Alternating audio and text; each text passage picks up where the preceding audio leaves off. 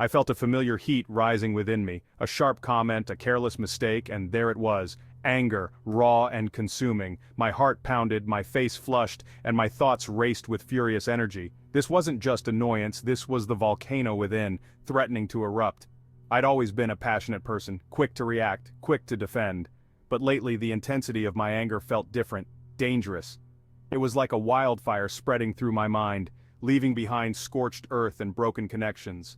My friends had learned to tread carefully around me, my family wary of triggering an outburst.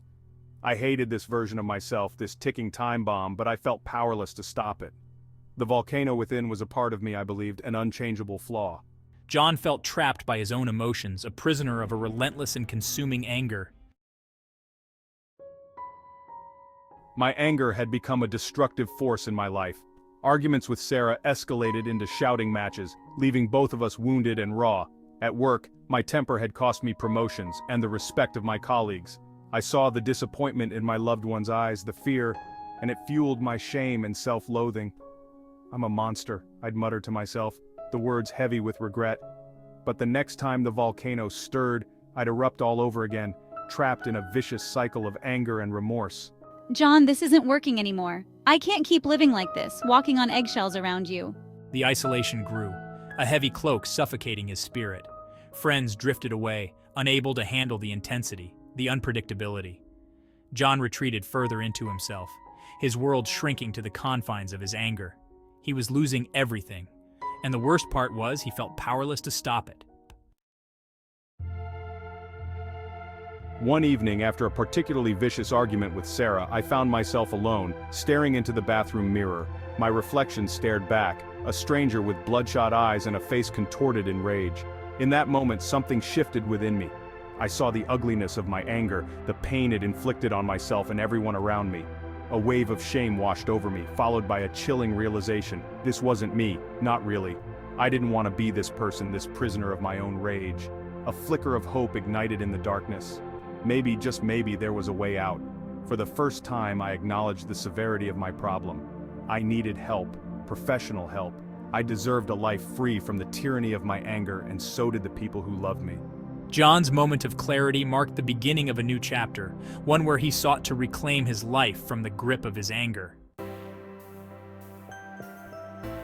My journey began with a hesitant phone call, a leap of faith into the unknown. I found a therapist specializing in anger management, a calm and compassionate presence that put me at ease. Therapy provided a safe space for me to explore the volcano within. I learned about the triggers that ignited my rage, the underlying anxieties and insecurities that fueled the fire. Mindfulness exercises, deep breathing techniques, and cognitive reframing became my tools to combat the rising tide of anger. It wasn't easy. There were setbacks, moments when the volcano threatened to erupt once more. But with each session, I felt a glimmer of hope, a sense of control I hadn't realized I possessed. I was learning to sit with my anger, to understand it without letting it control me. John, it's important to remember that progress isn't a straight line. There will be ups and downs, but you're taking the right steps. The therapist became a guide, leading John through the treacherous terrain of his own mind. And slowly, painstakingly, John began to create a new path for himself, one paved with self-awareness and emotional regulation. As John delved deeper into therapy, he uncovered layers of unresolved pain and trauma he hadn't realized were fueling his anger. Childhood experiences, past relationships, and buried insecurities all played a role in shaping my reactions. He confronted these demons with the guidance of his therapist, unearthing the roots of his anger and beginning the process of healing. It was a painful but necessary journey, John, facing the darkness within to find the light. Through therapy, John discovered the power of self-compassion. I learned to forgive myself for my past mistakes, to acknowledge my struggles without judgment. This self-acceptance, he realized, was crucial to breaking free from the cycle of anger and shame. I began to understand that my anger wasn't a sign of weakness, but a symptom of deeper wounds that needed attention. And in addressing those wounds, he could begin to heal not just his anger, but the entirety of his being. Therapy provided the tools, but it was up to John to rebuild his life brick by brick. I embraced lifestyle changes that supported my mental health, prioritizing sleep, exercise, and a balanced diet.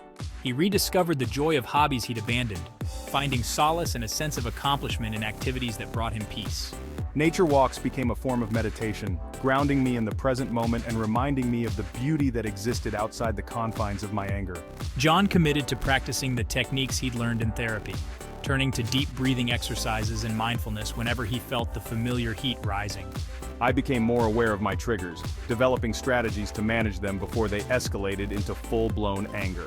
It was a daily practice, a conscious effort to choose calmness over chaos.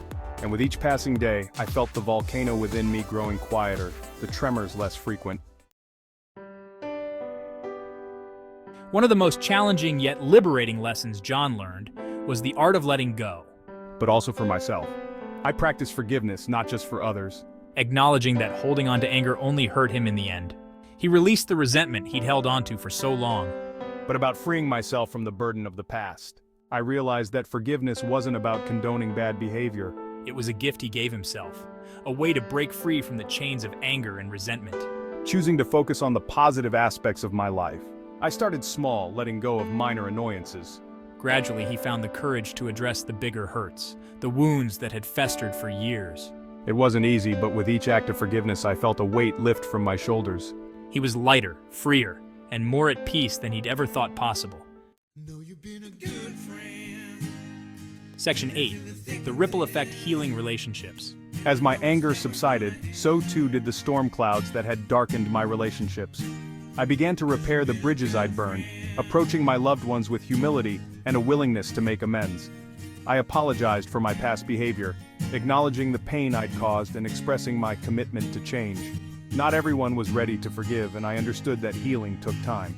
But I remained patient, consistent in my efforts to rebuild trust and show the transformed person I had become. To my surprise, many people responded with compassion and understanding.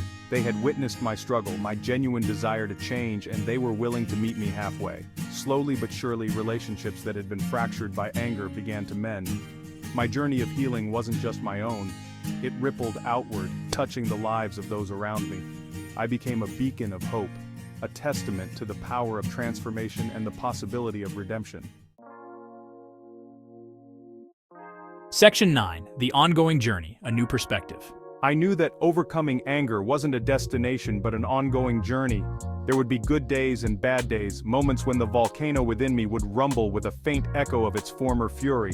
But now, armed with the tools of self-awareness, mindfulness, and emotional regulation, I felt equipped to handle whatever challenges life threw my way. I had faced my demons and emerged stronger, more resilient, and more at peace with myself than I'd ever thought possible. Life still threw curveballs, disappointments, and frustrations my way. But now, I faced them with a sense of calm and clarity I hadn't possessed before. I had learned to pause, to breathe, to choose my responses rather than reacting impulsively. The volcano within me hadn't vanished entirely, but it no longer controlled me. I had become the master of my emotions, capable of harnessing their power for good instead of letting them rule me. Section 10. You Are Not Alone, A Message of Hope. John's story is a testament to the transformative power of self-awareness, therapy, and the courage to change. If you see yourself in his struggles, know that you are not alone. Millions of people battle with anger issues, and there is no shame in seeking help. Taking that first step towards healing can be daunting, but it is a journey worth taking.